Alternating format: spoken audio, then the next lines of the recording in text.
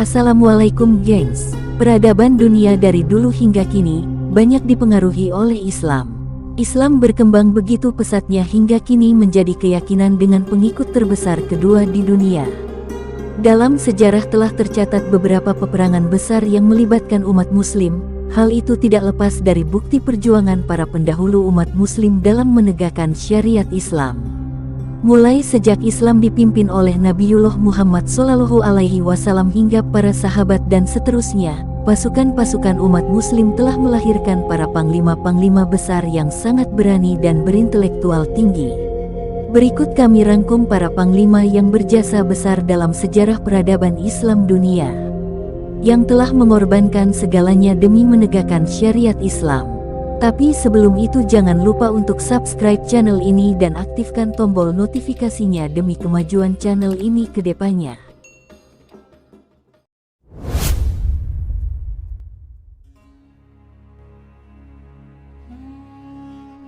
Salahuddin Al-Ayyubi adalah salah satu jenderal panglima dan pejuang muslim terbaik sepanjang masa.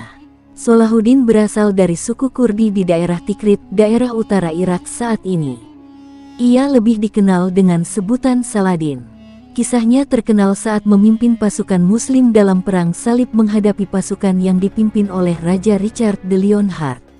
Salahuddin terkenal di dunia Islam sebagai pemimpin, strategi militer, dan sifatnya yang ksatria dan adil pada saat ia berperang melawan tentara salib. Salahuddin Al-Ayyubi juga adalah seorang ulama. Ia memberikan catatan kaki dan penjelasan kitab Sunan Hadits Abu Dawud. Di bawah komando pamannya, Syirkuh, ia memulai karir militernya dengan ikut di beberapa medan perang. Pada tahun 1169 ia diangkat menjadi kepala pasukan militer muslim di daerah Mesir. Satu dekade lebih setelahnya, Salahuddin banyak menghabiskan waktu di medan perang. Salahuddin Al-Ayyubi merupakan pendiri dinasti Ayyubiyah yang memimpin pasukannya menghadapi tentara salib. Perang berlangsung sangat dahsyat, banyak korban berjatuhan dari kedua belah pihak. Namun berkat kegigihan dan strategi militernya, pasukan yang dipimpinnya berhasil merebut Yerusalem pada tahun 1187.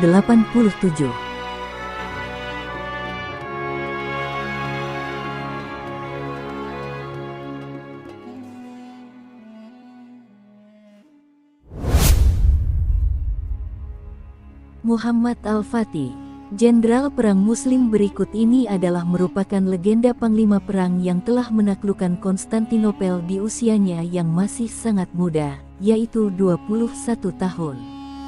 Jenderal muslim ini bernama Mehmed II. Al-Fatih atau Sang Penakluk adalah penguasa Utsmani ke-7 yang berkuasa pada tahun 1444 sampai tahun 1446 dan tahun 1451 sampai tahun 1481. Dikenal sebagai pemimpin yang memiliki taktik dan strategi perang yang sangat cerdas. Kecerdasannya saat memimpin peperangan dan menaklukkan Konstantinopel membuatnya mendapat julukan Sang Penakluk. Hal itu buah dari kesabarannya sejak kecil sudah menghafal Al-Quran 30 juz, hadis-hadis, ilmu falak, ilmu kemiliteran, dan strategi perang dan menguasai 6 bahasa pada usia 21 tahun. Mehmed II mengukir berbagai capaian pada masa pemerintahannya. Tetapi yang paling dikenal adalah penaklukan Konstantinopel pada 1453 yang mengakhiri riwayat Kekaisaran Romawi Timur, dan sebagai penanda abad pertengahan telah usai. Dia dikenal sebagai pahlawan di Turki maupun dunia Islam secara luas. Dalam sejarah Islam, Mehmed dikenal sebagai salah seorang pemimpin yang hebat sebagaimana Sultan Salahuddin Al-Ayyubi, pahlawan Islam dalam Perang Salib, dan Sultan Saifuddin Mahmud Al-Qutus, pahlawan Islam dalam peperangan di Ain al-Jalut melawan tentara Mongol.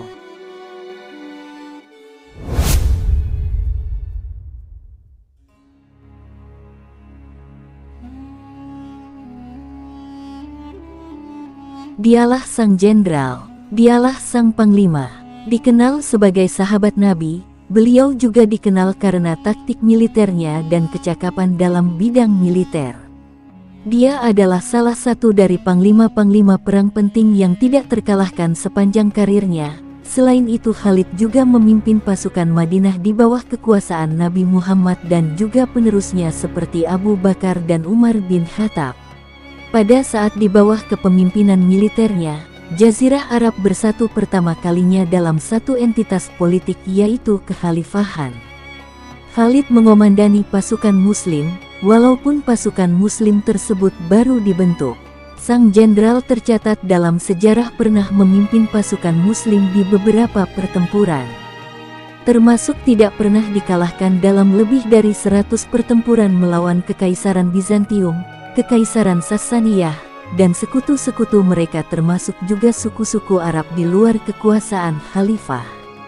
Pencapaian strategis yang ia raih ialah penaklukan Arab selama Perang Riddah, Persia Mesopotamia dan Suriah Romawi hanya dalam waktu 4 tahun pada tahun 632 ke 636.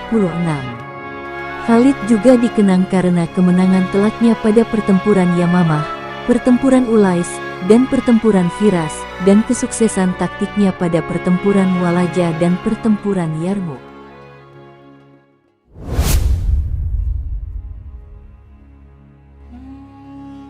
Di masa-masa kejayaan Islam, selain Khalid bin Walid, terdapat panglima yang juga berperan penting dalam setiap pertempuran. Nama lengkapnya Amir bin Abdullah bin Jarrah al-Fihri al-Quraisy, namun lebih dikenal dengan Abu Ubaidah bin Jarrah. Wajahnya selalu berseri, matanya bersinar, ramah kepada semua orang, sehingga mereka simpati kepadanya. Di samping sifatnya yang lemah lembut, dia sangat tawadu dan pemalu. Tapi bila menghadapi suatu urusan penting, ia sangat cekatan bagai singa jantan. Bahkan Rasulullah pun menjulukinya dengan sebutan, orang kuat yang terpercaya. Abu Ubaidah termasuk kelompok pertama sahabat yang masuk Islam. Dia masuk Islam atas ajakan Abu Bakar As-Siddiq, sehari setelah Abu Bakar masuk Islam. Waktu menemui Rasulullah, dia bersama-sama dengan Abdurrahman bin Auf, Utsman bin Maz'un dan Arkam bin Abi Arkam untuk mengucapkan syahadat di hadapan beliau. Oleh sebab itu, mereka tercatat sebagai pilar pertama dalam pembangunan mahligai Islam yang agung dan indah. Bahkan beliau sampai harus menghadapi ayahnya sendiri Abdullah bin Jarrah dalam peperangan. Di akhir hayatnya beliau tercatat syahid karena wabah penyakit.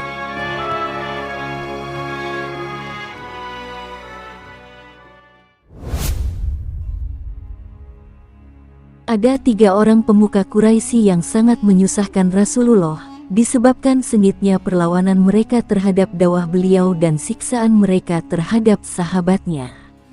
Salah satunya adalah Amr bin As.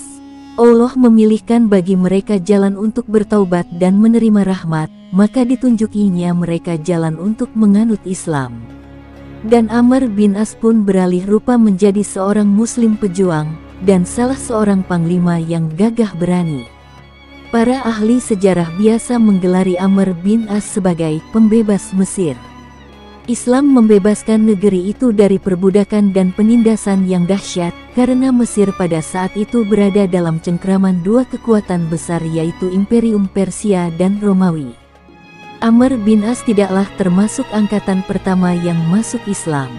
Ia baru masuk Islam bersama Khalid bin Walid tidak lama sebelum dibebaskannya kota Makkah. Amr tidak hanya seorang panglima perang tangguh sebagaimana Ali bin Abi Thalib dan beberapa sahabat lain. Ia tidak hanya seorang diplomat ulung sebagaimana Muawiyah, tapi juga seorang negarawan yang pintar memerintah. Bahkan bentuk tubuh, cara berjalan dan bercakapnya memberi isyarat bahwa ia diciptakan untuk menjadi amir atau penguasa. Hingga pernah diriwayatkan bahwa pada suatu hari Amirul Mukminin Umar bin Al-Khattab melihatnya datang. Ia tersenyum melihat caranya berjalan itu, lalu berkata, tidak pantas bagi Abu Abdillah untuk berjalan di muka bumi kecuali sebagai amir.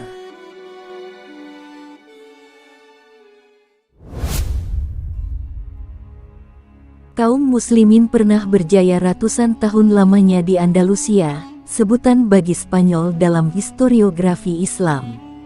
Sejarah kegemilangan peradaban Islam itu bermula sejak Ramadan 92 Hijriah atau Juli tahun 711 Masehi melalui penaklukan yang dipimpin Tharik bin Ziyad. Tharik bin Ziyad adalah seorang komandan militer yang juga merupakan tokoh kunci dalam pembebasan Andalusia. Al-Andalus atau Andalusia meliputi wilayah Spanyol, Portugal, Andorra, Gibraltar, hingga ke Perancis. Masyarakat Iberia menyebutnya Tharik el Tuerto, Tharik si pemilik satu mata. Jenderal Umayyah ini berasal dari suku Berber, Barbar Nafzah, yang telah memeluk Islam. Menurut sejarah Barat, kemenangan pasukan Muslim dalam penaklukan Andalusia banyak dipengaruhi oleh semangat juang yang berhasil dikobarkan oleh Tharik, di mana dia memerintahkan untuk membakar semua kapal, sehingga tidak ada jalan untuk melarikan diri selain bertempur habis-habisan melawan musuh sampai meraih kemenangan, atau mati sebagai syuhada. Tharik bin Ziyad merupakan sosok pahlawan yang mampu membawa kejayaan Islam di masanya.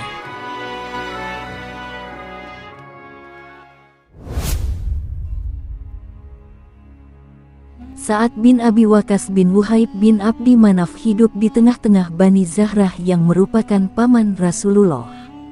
Wuhaib adalah kakek Sa'ad dan paman Aminah binti Wahab, ibunda Rasulullah. Kisah keislamannya sangatlah cepat, dan ia pun menjadi orang ketiga dalam deretan orang-orang yang pertama masuk Islam, as-sabiqunal awwalun. Di samping terkenal sebagai anak yang berbakti kepada orang tua, Sa'ad bin Abi Waqqas juga terkenal sebagai panglima perang karena keberaniannya dalam peperangan membela agama Allah. Ada dua hal penting yang dikenal orang tentang kepahlawanannya. Pertama, Sa'ad adalah orang yang pertama melepaskan anak panah dalam membela agama Allah dan juga orang yang mula-mula terkena anak panah. Ia hampir selalu menyertai Rasulullah dalam setiap pertempuran. Kedua, Sa'ad adalah satu-satunya orang yang dijamin oleh Rasulullah dengan jaminan kedua orang tua beliau. Sejarah mencatat, hari-hari terakhir Sa'ad bin Abi Waqqas adalah ketika ia memasuki usia 80 tahun. Dalam keadaan sakit, Sa'ad berpesan kepada para sahabatnya agar ia dikafani dengan jubah yang digunakannya dalam Perang Badar, perang kemenangan pertama untuk kaum muslimin. Pahlawan perkasa ini menghembuskan nafas yang terakhir pada tahun 55 Hijriah dengan meninggalkan kenangan indah dan nama yang harum. Ia dimakamkan di pemakaman Baqi, makamnya para syuhada. Demikianlah 7 jenderal perang kaum muslimin. Semoga kita bisa mencontoh mereka untuk meningkatkan ketakwaan kita sebagai muslim. Amin ya robbal alamin. Wassalamualaikum.